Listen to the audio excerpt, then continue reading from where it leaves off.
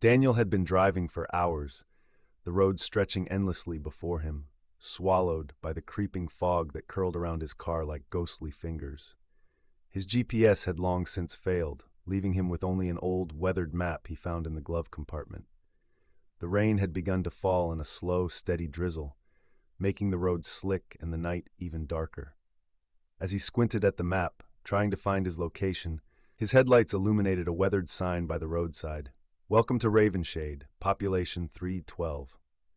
He sighed in relief. A town meant shelter, warmth, and most importantly, rest. The road curved gently, leading him into a quaint little town that seemed frozen in time. Rows of old brick buildings stood silently under the dim glow of flickering streetlights. A diner, a few general stores, and an old motel lined the street.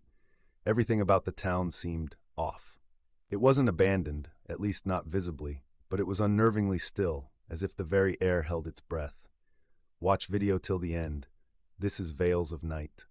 Pulling into the motel parking lot, Daniel noticed an old man behind the reception desk, his face gaunt, eyes sunken, and skin stretched too tight over his skull. He didn't speak as he slid the room key across the counter, nor did he react when Daniel tried to make small talk. Just a blank stare, as if he were looking through him, not at him. Unnerved, Daniel took the key and hurried to his room. The old neon vacancy sign buzzed outside, its red glow seeping through the thin curtains like blood pooling under a door. The room smelled musty, like it hadn't been used in years, but exhaustion took over. He collapsed onto the bed and was asleep within minutes. When he woke the next morning, everything had changed. The motel was silent, too silent. The usual hum of life, the distant sound of cars, voices, or even the chirping of birds, was absent. As he stepped outside, a deep unease settled in his gut. The town was empty. The streets, the stores, even the diner that had looked open the night before. Everything was abandoned. Cars sat idle at the curbs, their doors ajar as if their owners had left in a hurry. A child's bicycle lay in the middle of the road, its front wheel still spinning slightly.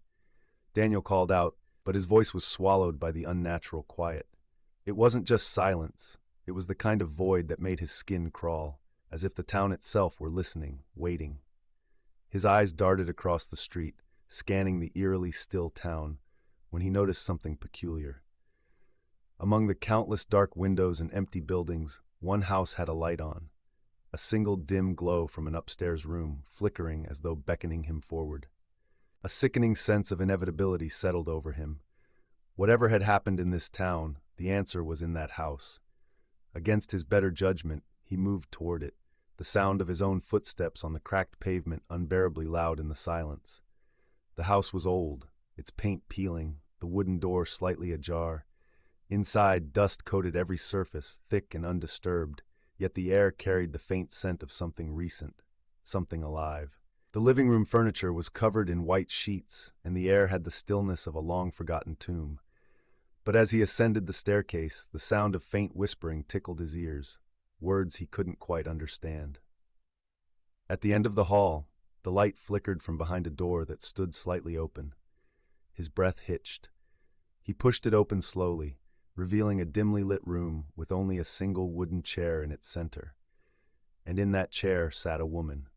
Her back was to him, her long, dark hair matted and hanging in tangled strands. Her hands rested limply in her lap, fingers unnaturally long, her knuckles stark white. She didn't move, didn't react to his presence. The whispering grew louder, though her lips never moved. The sound seemed to come from within the walls, from the very bones of the house. Daniel's pulse thundered as he took a hesitant step forward. "Hello," he managed, his voice barely above a whisper. The woman twitched, a single unnatural jerk. Slowly, painfully, her head began to turn, but not in the way a head should turn. It twisted too far, vertebrae cracking wetly, her face now staring at him upside down. But there were no eyes, just empty, gaping sockets that oozed a thick, black substance. Her mouth curled into something that might have been a smile, might have been something else entirely. Then she spoke, not with her lips, but from inside his own head. "You shouldn't be here." The room convulsed. The walls shuddered and stretched, the wallpaper peeling away to reveal something, pulsing beneath. The door behind him slammed shut. The house was alive. The whispering grew into a deafening chorus of voices. some pleading, some screaming, some laughing. Shadows pooled across the floor, stretching toward him like grasping hands. Daniel stumbled back, his heart hammering as the woman rose from the chair without moving her legs, levitating like a puppet on invisible strings. The shadows swallowed the walls, the floor beneath him trembled, and he realized with bone-chilling clarity, this wasn't just a house. It was a trap. He turned, yanking at the door handle, but it wouldn't budge. The woman's voice slithered into his mind again. It takes you, it keeps you, like the others.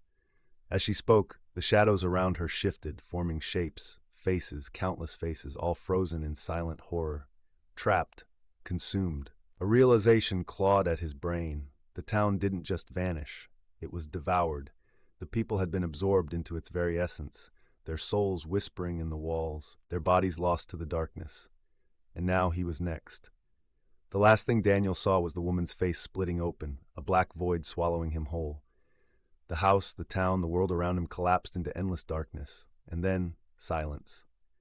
Later that night, under the dim red glow of the motel sign, a new figure approached, another traveler lost in the fog, seeking shelter. Welcome to Ravenshade. Population 313. If you like this horror trip, please like the video, share it with your friend, or subscribe the channel for more horror. And remember that stay safe.